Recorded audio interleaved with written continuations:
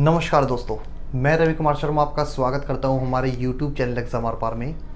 Start करते हैं अपने टॉपिक को। डिस्कस करेंगे आपका एसी थ्योरी में। आज दोस्तों पहले मैंने डिस्कस किया था एसी थ्योरी में आपसे pure resistive circuit, inductive capacitive circuit, और फिर हमने डिस्कस किया था आपसे दोस्तों सीरीज आरएल सर्किट और सीरीज आरसी सर्किट। आज हम डिस्कस करेंगे आपका सीरीज आरएलसी सर्किट, यानी सीरीज आरएलसी सर्किट, यानी जिसमें आपका भाई तीनों किसमें कनेक्ट हो, आपका रेजिस्टेंस, इंडक्टेंस और कैपेसिटेंस आपका सीरीज में कनेक्ट हो। ठीक है, यानी ऐसा परिपथ दोस्तों जिसमें आपका इंडक्टर, रजिस्टर और कैपेसिटर किसमें कनेक्ट हो, श्रेणी क्रम में कनेक्ट हो, समान श्रेणी में यानी सीरीज में, श्रृंखला में कनेक्ट हो, वो सर्किट मेरा सीरीज आरएलसी परिपथ कहलाता है। देखते हैं इसमें, यानी एक रेजिस्टेंस, इंडक्टेंस और एक कैपेसिटर किस में कनेक्ट है, ये आपका सीरीज में कनेक्ट है। और अप्लाइड वोल्टेज हमारी एसी है, हमारा ये वोल्टेज हो गई। तो वोल्टेज क्वेश्चन क्या होती है, V = VM sin omega t। अब एक रजिस्टर है भैया, इसमें एक रेजिस्टेंस है हमारा, एक इंडक्टेंस और एक क्या है, कैपेसिटेंस है। यानी ऐसा परिपथ जिसमें हमारे रेजिस्टेंस, इंडक्टेंस, कैपेसिटेंस श्रेणी में कनेक्ट हो, वो मेरा सर्किट क्या कहलाएगा, सीरीज आरएलसी परिपथ कहलाता है, जिसमें तीनों कनेक्ट हो। इसमें फ्लो होने वाली करंट क्या हो जाएगी, आई हो जाएगी। अब देखिए सर्किट सीरीज में है तो करंट तो सब में सेम होगी भाई। सर्किट सीरीज में है, कनेक्ट है, हमारा सारे कंपोनेंट, रेजिस्टेंस भी, इंडक्टर भी और कैपेसिटर भी हमारा सीरीज में है, तो करंट तो क्या होगी, सेम होगी। नहीं, करंट क्या होगी भाई, सब में सेम होगी। यानी ये हमारी सर्किट है, हमारा ये करंट फ्लो हो रही है सर्किट में, ये करंट डायरेक्शन इस प्रकार से रहेगी। तो ये इसमें ये भी क्या है भाई, हमारी करंट हो गई, और इसमें ये भी क्या हो गई, हमारी करंट हो गई। ठीक है ना भाई। सर्किट सीरीज में है तो करंट की डायरेक्शन क्या होगी, सबकी सेम हो जाएगी, इक्वल हो जाएगी। इसकी वोल्टेज हमारी वोल्टेज अक्रॉस कनेक्ट है, नहीं वोल्टेज हमारी भाई इसके अक्रॉस वोल्टेज क्या होगी। अगर मैं इन सब के अक्रॉस वोल्टेज चेक करूं तो इनके अक्रॉस वोल्टेज सबके क्या होगी भाई, वी आर है, ये आर है हमारा, इसके अक्रॉस वोल्टेज क्या हो जाएगी, वी आर हो जाएगी। इंडक्टर है, इंडक्टर के अक्रॉस वोल्टेज क्या हो जाएगी, वी एल हो जाएगी। और कैपेसिटर है, कैपेसिटर के अक्रॉस वोल्टेज क्या हो जाएगी भाई, वी सी हो जाएगी। यानी ये क्या हो जाएगा हमारे दोस्तों, इसमें हमारी वोल्टेज हो जाएगी वी आर, वी एल और वी सी हमारी क्या हो जाएंगी, ये वोल्टेजेस हो जाएंगी। ठीक है ना। बात करते हैं प्रतिरोध आर में वोल्टेज ड्रॉप की, बात करते हैं आपके रेजिस्टेंस में होने वाले वोल्टेज ड्रॉप। तो जो आर में जो वोल्टेज ड्रॉप होंगे हमारे, यानी जो हमारे आर में हमारे जो रेजिस्टेंस हमारे जो वोल्टेज ड्रॉप होंगे, रेजिस्टेंस में क्या होंगे आपके वोल्टेज ड्रॉप। वोल्टेज ड्रॉप की बात करूँ तो क्या होगा, वी आर = I × R। ठीक है। इस प्रकार से इंडक्टर में होने वाले वोल्टेज ड्रॉप, आपका इंडक्टर में होने वाले वोल्टेज ड्रॉप क्या हो जाएंगे भाई आपके, VL = I × XL। और इस प्रकार से कैपेसिटर में होने वाले वोल्टेज ड्रॉप वो क्या हो जाएंगे आपके, VC = I × XC। तो ये तो हो गए भाई हमारे वोल्टेज ड्रॉप। ठीक है ना।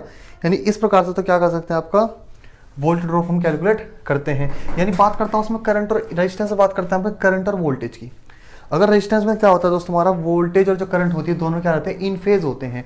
वोल्टेज और करंट क्या रहेंगे आपके, इन फेज रहेंगे। ठीक है ना। यानी करंट है, ये मान लो ये वो करंट हो गई हमारी, ये क्या हो गई हमारी वोल्टेज। तो वोल्टेज और करंट रहते हैं दोनों क्या रहते हैं हमारे, इन फेज रहते हैं। क्या रहते हैं हमारे, इन फेज रहते हैं। यानी वोल्टेज करंट दोनों क्या रहेंगे रेजिस्टेंस में, इन फेज रहेंगे। हमने प्योर रेजिस्टिव सर्किट पढ़ा था, तो उसमें देखा था कि वोल्टेज व करंट जो होता है इन फेज ही रहते हैं, एक ही फेज के अंतर्गत रहेंगे। तो हमने इसको एक फेज के अंतर्गत बना लिया। इस प्रकार से बात करते हैं इंडक्टर की बात करते हैं। तो इंडक्टर में जो वोल्टेज होती है आपकी 90 डिग्री लीड कर जाती है वोल्टेज करंट से। तो इसमें भाई वोल्टेज लीड करेगी, करंट है तो वोल्टेज लीड करेगी, तो इस प्रकार से ऊपर जाएगी। तो इसको थोड़ा सा यहाँ पर बना लेते हैं, यानी करंट है हमारी, तो वोल्टेज कहाँ जाएगी, ऊपर जाएगी। तो यहाँ से कहाँ जाएगा, थोड़ा सा अगर आप ऐसे चलाएगा, ये क्या हो गया, वोल्टेज आ गई। यानी π/2 डिग्री या आपका 90 डिग्री क्या कर जाती है, लीड कर जाती है वोल्टेज किससे, करंट से। नहीं कर वोल्टेज कहाँ चली जाती है भाई, लीड कर जाती है। अब बात करता है आपके कैपेसिटर की। तो कैपेसिटर में क्या होता है भाई, वो करंट होती है, करंट लीड करती है 90 डिग्री, और वोल्टेज क्या हो जाएगी, 90 डिग्री लैग हो जाएगी, π/2 डिग्री लैग हो जाएगी। वोल्टेज आ जाएगी भाई यहाँ पर नीचे की ओर आ जाएगी। यानी ये क्या आ गई, वोल्टेज आ गई π/2 डिग्री यानी 90 डिग्री। इसमें आपका इंडक्टर में वोल्टेज लीड कर जाता है और कैपेसिटर में आपका करंट लीड कर जाता है, वोल्टेज लैग कर जाता है। ठीक है।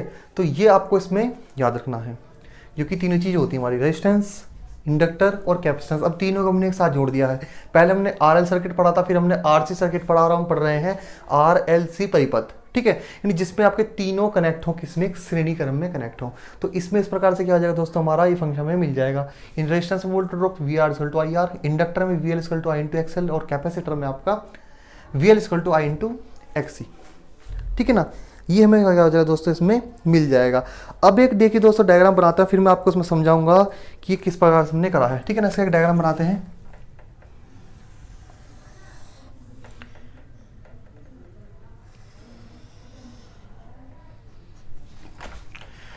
डायग्राम बनाते हैं दोस्तों इसमें हमारा, इसमें क्या होता है हमारा भाई,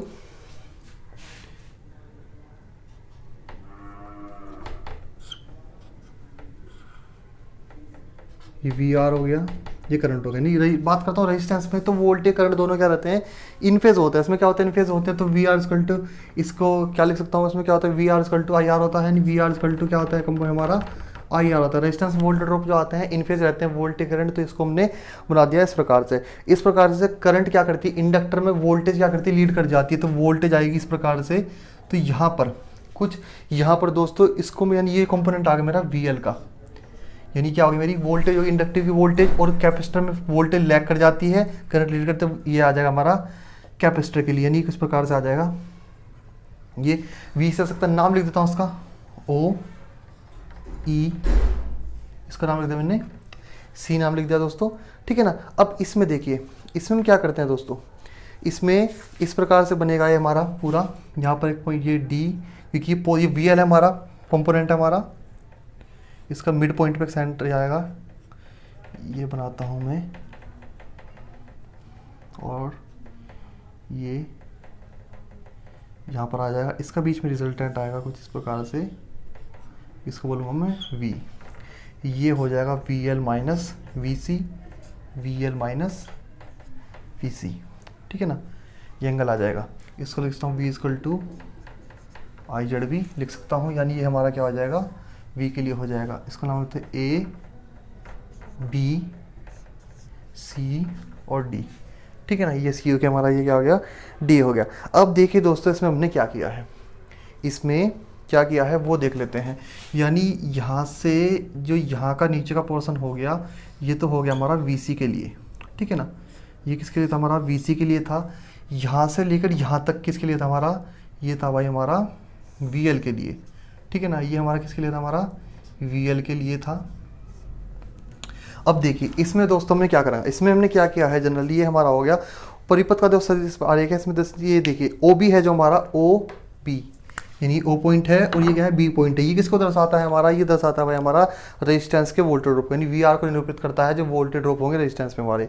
तथा ओ सी तथा ओ ई क्रम से क्या है दोस्तों, ओ सी तथा ओ ई ये क्या है हमारे, ये दर्शाते हैं दोस्तों हमारे इंडक्टेंस और हमारे कैपेसिटेंस के जो वोल्टेज ड्रॉप है हमारे, ठीक है ना, यानी इंडक्टेंस वोल्टेज ड्रॉप को ये हमारा इंडक्टर के वोल्टेज ड्रॉप को प्रदर्शित करता है वीएल, और वीसी प्रदर्शित करता है ओई हमारे कैपेसिटर के द्वारा हुए वोल्टेज ड्रॉप को प्रदर्शित करता है।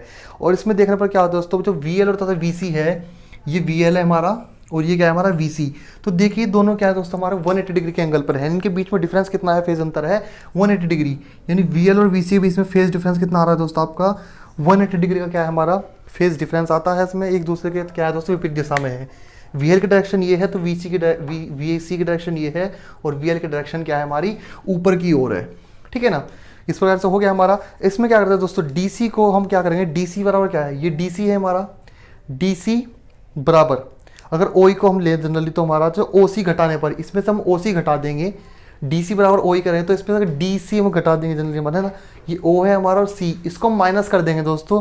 इसको माइनस करने पर क्या हो जाएगा दोस्तों, हमें एक रिजल्टेंट प्राप्त हो जाएगा, रिजल्टेंट प्राप्त हो जाएगा दोस्तों हमारा, यानी सेंटर पॉइंट से लेंगे लाइन खींचेंगे तो क्या होगा, एक रिजल्टेंट हमें प्राप्त होगा।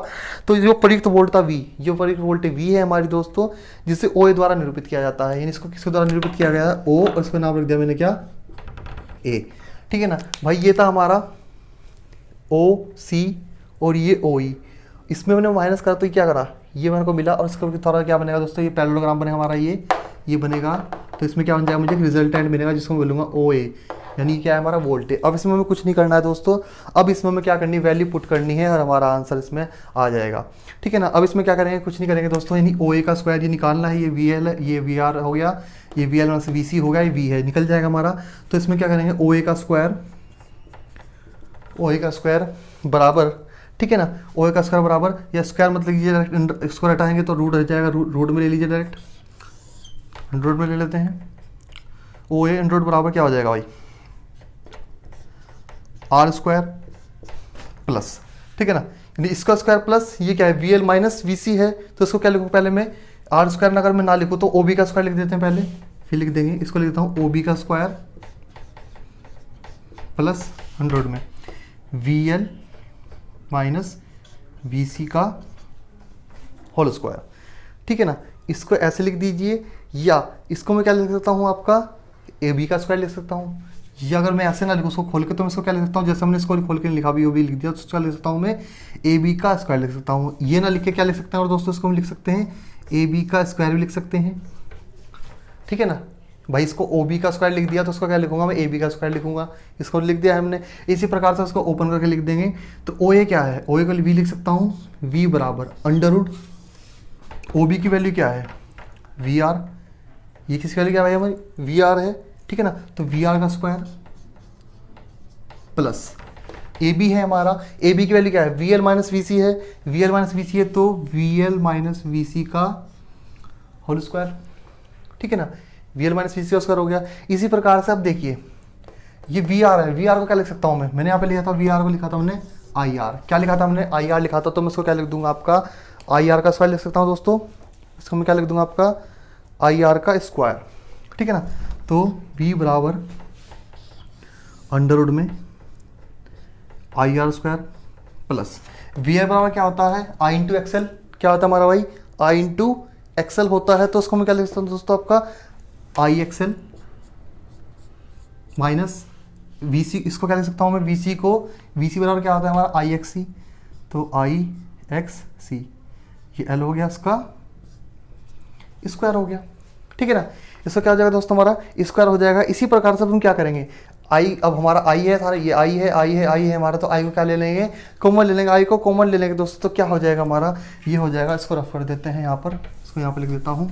अब देखिए इसमें भी क्या करेंगे, आई है हमारा, तो वी बराबर आई अंडर रूट में R square plus XL XC का होल स्क्वायर, ठीक है ना। इस प्रकार से निकल कर आ गया दोस्तों। अब हमें क्या करना है, कुछ नहीं करना है, आई को बटे में भेज दीजिए, यहाँ पे करेंगे तो अभी आई इजकल टू अंडर में, अभी देखिए दोस्तों वैल्यू निकल कर आई है V upon I, V upon I equal to क्या होता है, V upon I equal to क्या होता है भाई हमारा जेड का होता है, एंड जेड इजकल टू क्या होता है, वी अपॉन आई होता है। तो ये हमारी वैल्यू निकल कर आएगी इसकी इंडक्टेंस की, यही R square plus XL sum XC का होल स्क्वायर। यानी ये देखिए दोस्तों ये जो साइन है हमारा, ये जो साइन है हमारा, ये किसको दर्शाएगा हमारा कि अगर एक्सएल की वैल्यू बड़ी होगी तो मैं एक्सएल माइनस एक्सी करूंगा, और एक्सी की वैल्यू बड़ी होगी तो मैं एक्सी माइनस एक्सएल करूंगा। आपको इसमें याद रखना है, ठीक है ना, आपको इसमें याद रखना है, ये साइन आपको याद रखना है कि अगर हमारी कोई वैल्यू जो बड़ी होगी, इंडक्टिव रिएक्टेंस बड़ा है तो उसमें से माइनस करना पड़ेगा कैपेसिटिव रिएक्टेंस को, और कैपेसिटिव रिएक्टेंस आपका बड़ा है तो उसमें से आप माइनस करेंगे इसको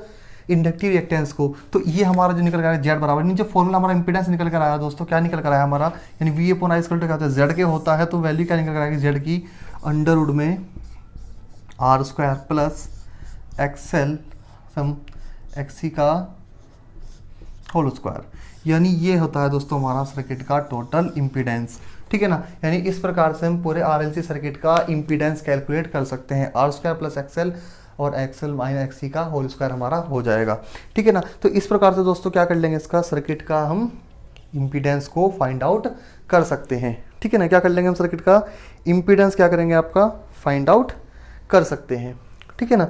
इसको नोट कर लिया तो इसको रफ कर देता हूँ। इसमें थोड़ी सी एक चीज़ और बता देते हैं आपको, तो टोटल जो इम्पीडेंस निकल जाएगा दोस्तों हमारा क्या निकल जाएगा, इस प्रकार से इम्पीडेंस को क्या कर लेंगे हम इसमें फाइंड आउट कर लेंगे, ठीक है ना। इम्पीडेंस क्या कर लेंगे इस प्रकार से हम फाइंड आउट कर लेते हैं। इसमें देखिए अब जो हमारा ट्रायंगल होता है दोस्तों हमारा, इसको बना सकता हूँ मैं किस प्रकार से, क्या होगा हमारा, ये एक ट्रायंगल है हमारा, ये और ये, ठीक है ना।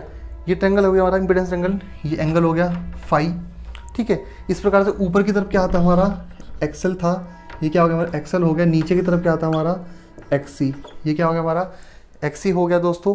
आर इक्वल टू क्या होता है, ये वी आर के लिए है हमारा, ठीक है ना। आर इक्वल टू क्या होता है वी अपॉन आई, ये क्या होता है यहाँ पर इम्पिडेंस होगा। जेड इक्वल टू क्या होगा, जेड इक्वल टू होता है वी अपॉन आई, ठीक है। और ये क्या है हमारा वी एल माइनस वी सी हमारा, यानी ये एक्सेल ऊपर का पोर्शन क्या होगा हमारा, ये एक्सेल का पोर्शन हो गया, नीचे का पोर्शन क्या हो गया हमारा एक्सी का पोर्शन हो गया। तो उसको मैं क्या लिखूंगा एक्सेल नस एक्सी, ये पॉजिटिव की तरफ है, नीचे की तरफ निगेटिव की तरफ है, तो इसमें क्या होगा E L minus E C V L minus V C upon I, इसको क्या हो सकता है दोस्तों लिख सकते हैं, ठीक है ना।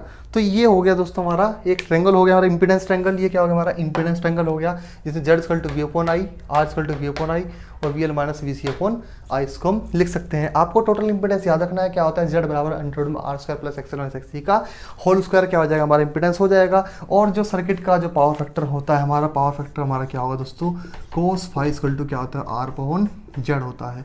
कोस फाई इक्वल टू क्या होता है आर अपॉन जेड रहेगा, ठीक है ना। कोस फाई क्या रहेगा दोस्तों हमारा आर अपॉन जेड होता है। अब ये इम्पीडेंस है दोस्तों, क्या है हमारा इम्पीडेंस है, तो इम्पीडेंस बराबर क्या होता है हमारा impedance Z equal to V upon I होता है, और इसमें क्या होता है आई इक्वल टू क्या लिख सकता हूँ वी ओपन जेड।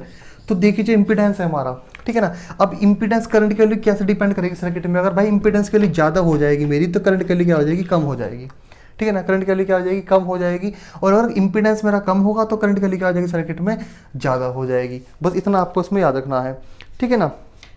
इतना इसके अंदर आपको याद रखना है। और जो पावर का जो फॉर्मूला रहेगा दोस्तों वही रहेगा हमारा, पावर का फॉर्मूला होता है पी बराबर V into I into cos phi, ठीक है ना। पावर का फॉर्मूला क्या है हमारा पी बराबर वी इंटू आई, पी बराबर V into I into cos phi क्या होता है पावर का फॉर्मूला होता है, पावर कैलकुलेट कर सकते हैं। और सर्किट में डिपेंड करता है आपका करंट के लिए ज़्यादा तब होगी जब इंपीडेंस के लिए कम रहेगी, ठीक है ना। तो देखिए ये सब क्या है हमारा जेड क्या होता है इस प्रकार की फैमिली है पूरी। जेड क्या है इनकी फैमिली का नाम पूरा फैमिली है। जेड इंपीडेंस जो होता है उसमें आपका रेजिस्टेंस होगा, इंडक्टेंस होगा, आपका क्या होगा पूरा कैपेसिटेंस होगा, जो टोटल आप इंपीडेंस कैलकुलेट करते हो। तो फॉर्मूला रहेगा R square plus XL minus XC का होल स्क्वायर, ठीक है। और power factor cos phi equal to R upon Z होता है। पावर फैक्टर आपको याद रखना है, आपका फॉर्मूला याद रखना है, ठीक है। और बाकी जो करंट के लिए ज़्यादा है कम होगी वो डिपेंड करेगी आपके सर्किट के इंपीडेंस पे, ठीक है। वो डिपेंड करता है सर्किट के इंपीडेंस पर क्या करता है दोस्तों डिपेंड करता है, ठीक है। तो उम्मीद है दोस्तों आपको समझ में आ गया होगा। अगर आपको कोई भी डाउट है आप कमेंट सेक्शन में बता सकते हैं दोस्तों। और अगर आप लोगों को वीडियो पसंद आई हो दोस्तों तो वीडियो को लाइक करें, शेयर करें, हमारे चैनल को सब्सक्राइब करें। धन्यवाद।